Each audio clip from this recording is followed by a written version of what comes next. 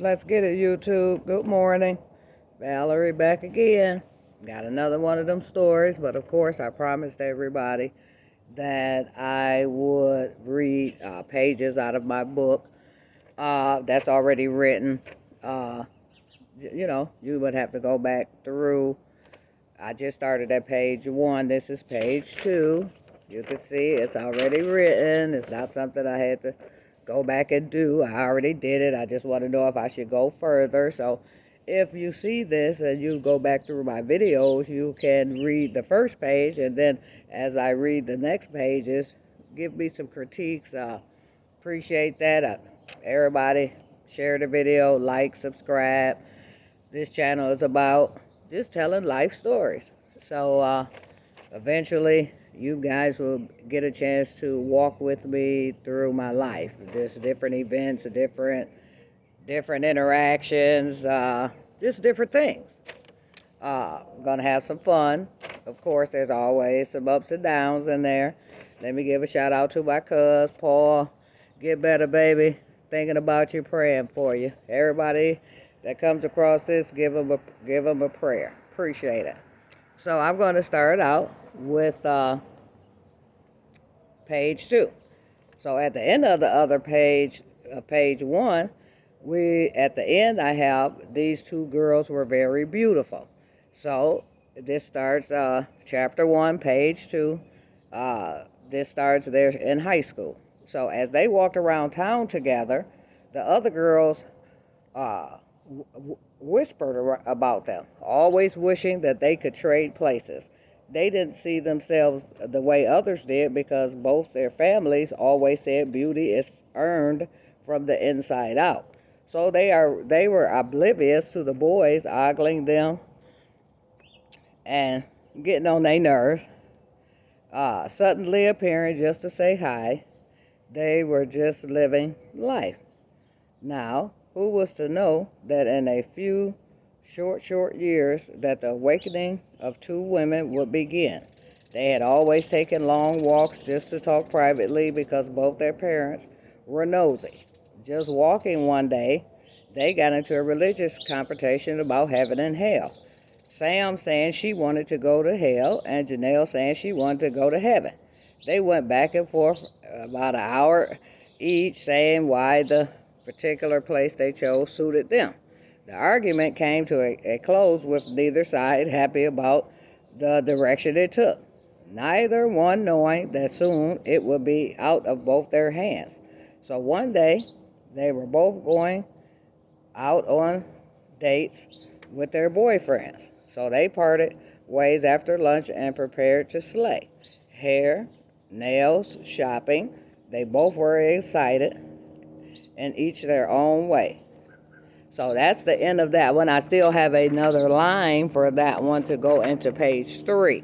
But that's just, like I said, if you go back to the other video or whatever, you will see the first page. So now let me get back to the original story that I was talking about in the beginning. And this story here is a cautionary tale. So I knew a family, and that we were all cool. We ended up working together and all type of stuff. We partied together. We hung together, the whole nine.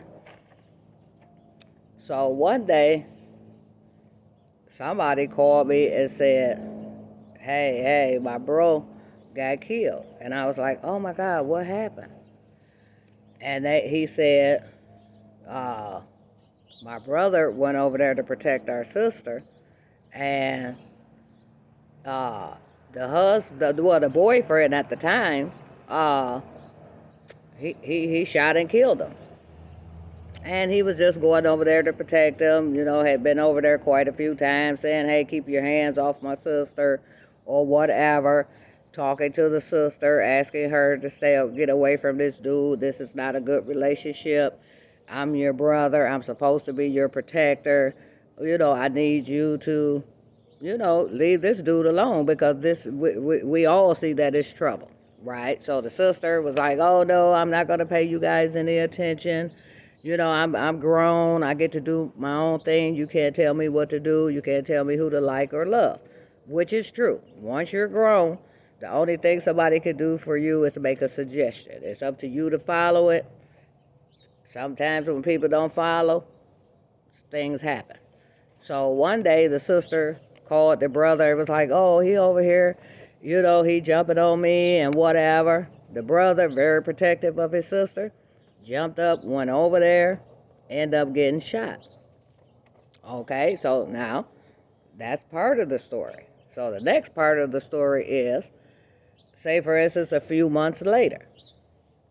Well, not say for instance, for real, a few months later, uh, this girl ends up marrying the dude that killed her brother and brought the guy around the family like it was normal.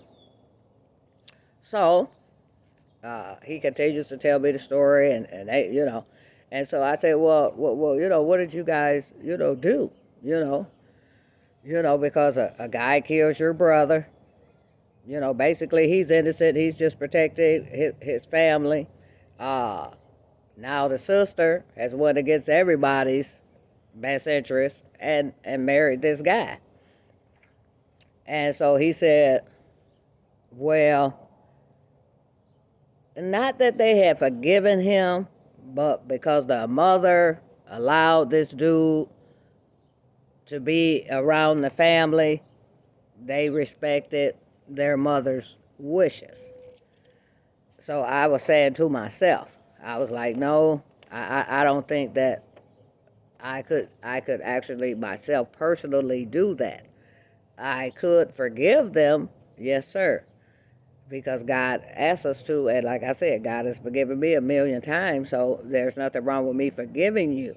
But having you around my family during normal family functions, holidays, or anything like that, that would be for me a no-no.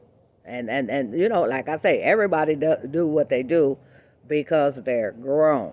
So this is a cautionary tale about when a grown person makes a decision. Nope, we don't like those decisions because we know that certain things are good for you, certain things are not.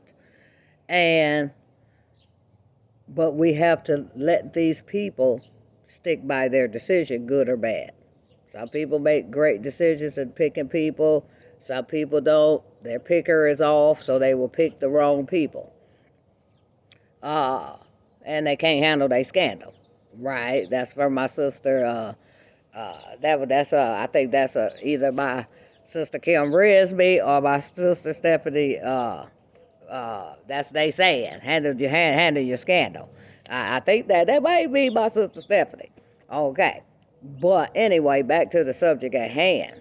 Uh, when you see someone in a relationship and you have counseled them and tried to do your best as a friend, a sister, a mother, brother, cousin, nephew, uncle, whatever, and you really have that serious talk with them, and they choose to do what they want to do, let them do what they want to do, because I've seen it in families where the family supports the person that's in their family, and they try to get rid of the person who is abusive to their loved one, and sometimes it works, sometimes it doesn't. But I see more times than not the women go back to these relationships. Now that the women know they're toxic, it's just something about this guy that they really love or enjoy or like. And they basically know it's not good for them. But this is what they have chosen to do. Because remember I said we all have choices, we're grown. So the cautionary tale is when dealing with a situation like that, take a lot of precaution in dealing with a situation like that, because if a person is going to constantly put themselves back into the lion's den, then that to me they're putting themselves back in the lion's den because they like what's going on. Because if a person does not truly like what is going on, they would rather sleep on the street than keep putting up with what's going on in their situation at home, at work, or whatever, wherever the abuse is coming from. So we as sideliners, right, because we're not getting abused, but we as sideliners, we have to be careful about how much we will involve ourselves into their situation, because a lot of times somebody will go over there and protect that person. Then the next day they're sitting with that person. So now this person hates this person that protected them, but you're still in the relationship with the abuser.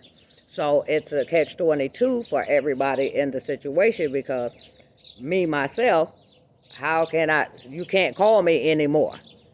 If you go back to that situation, you can't call me anymore because I feel that this is something that you like. And you may not like it, but just this is based, like I said, based upon your actions. I'm thinking that this is what you like, because people that truly love themselves do not allow themselves to stay in toxic relationships. They would rather be alone than to have to deal with that.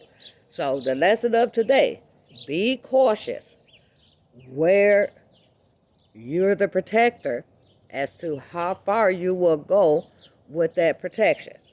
Okay, giving the shouts out to my family, of course, to my mom, sisters, brothers, grandson, kids, the whole thing. Appreciate you guys.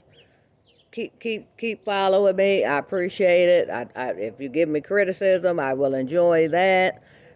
Let other people know about the video. These are just real life experiences that I'm letting you guys know that I've been involved with. Some I've been through, some I've just been involved with. Just like this story, I was just a sideliner, but happened to get the conversation because these people, I've been knowing them for years. So, it is what it is. Like I said, we're not going to mention certain names and in certain conversations, because everybody doesn't need to know the business, but people do need to know to be wary of people being around your kids, being abusive, being controlling. We all need those lessons in life. So hey, Facebook, not Facebook, my bad. YouTube. I don't know why I say Facebook. I think I was on Facebook first, so it's like embedded in my brain, so I'm always hollering Facebook. But no, this is YouTube, which I really like. So yeah, I appreciate you guys. See you again tomorrow. Got another story for you. A few days from now, maybe a week, I will read another page out of the book called Heaven and Hell with a Twist by Valerie Brunson. I appreciate you guys. That's all I can say. And hey, it's a beautiful day here where I'm at. I hope it's a beautiful day for you. If you're going through any problems, okay, to get you a prayer, because the prayer works. Prayer works. If you need me to pray for you, put it in the comments, and I definitely will pray for you. Plus, get other people to pray for you also, because guess what? At the end of the day, prayer works. Keep gathering knowledge. Talk to you later. See your Facebook, like and subscribe.